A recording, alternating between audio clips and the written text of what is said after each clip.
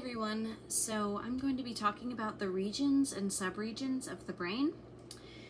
To start off, some of the main regions of the brain are the brainstem, the diencephalon, cerebrum, and cerebellum. So I'm going to go into further detail about each one, their functions, and the subregions of each area. So to start off, the brainstem is the part of the brain that attaches to the spinal cord and contains the midbrain, pons, and the medulla oblongata. Midbrain acts as a relay station for sensory information from the eyes, ears, and skin, formulating it to higher brain regions for processing. The function of pons is it aids with sleep, respiration, and posture.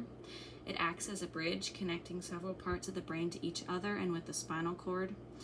It primarily relays signals between the cerebrum and the cerebellum, facilitating communication for motor control and coordination. The medulla oblongata regulates heart rate, blood pressure, and breathing rates. Its integration of sensory and motor pathways allows for swift and involuntary responses to changes in the body's internal environment, ensuring homeostasis and bodily function. Moving on to the diencephalon, here in purple. The diencephalon functions as relaying sensory and motor signals between various brain regions and the spinal cord. The diencephalon contains the thalamus and the hypothalamus. The thalamus acts as a sensory gateway by directing sensory information, except for smell, to the cerebral cortex for further processing. The hypothalamus regulates essential functions, body temperature, hunger, thirst, etc., via its control over the pituitary gland. It is a link between the nervous system and the endocrine system because it controls the pituitary gland. It also contains nuclei that maintains the homeostatic functions, thermoregulation, hunger, and thirst. So next, we're moving on to the cerebrum. The cerebrum is this whole area over here. It is considered the largest and most complex portion of the brain. It's very large, and it's divided into 5 different lobes.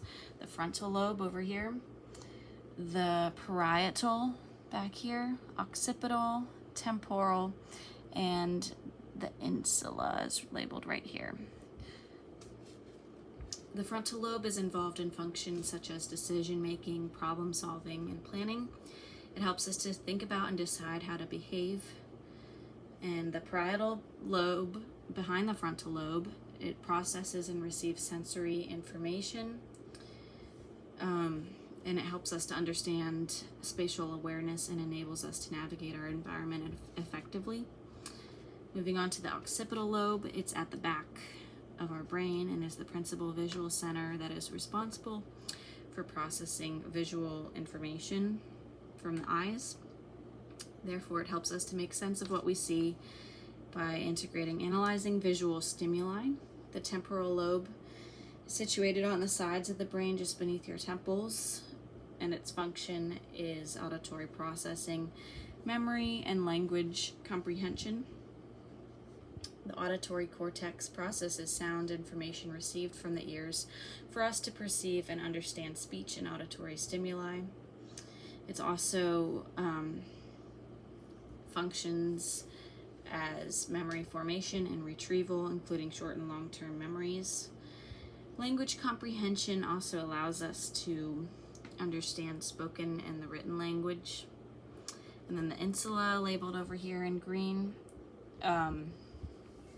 functions to understand spoken language and also taste.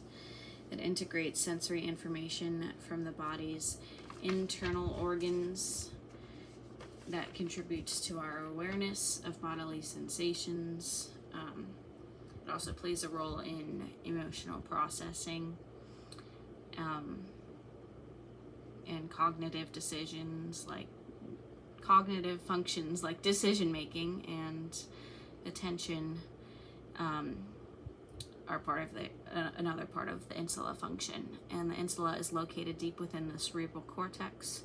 That's between the temporal and the frontal lobes here. And then up here we have the corpus callosum. It's in a very central location in the cerebrum, and it allows the hemispheres to communicate between each other. And then moving on here to the cerebellum. Cerebellum is responsible for coordinating muscle movements, posture, and also motor learning. Its functions are receiving input from sensory systems, the spinal cord, and other parts of the brain. It integrates and coordinates movement smoothly. And then the regions of the cerebellum are the anterior lobe, posterior lobe, flocculongular lobe, vermis, and cerebellar hemisphere. The anterior lobe is located in front of the cerebellum, and its function is to coordinate movements. The posterior lobe is situated in the back, and it functions in fine motor control and coordination. Flocculongular lobe is near the middle, and it's involved in balance and spatial awareness and orientation.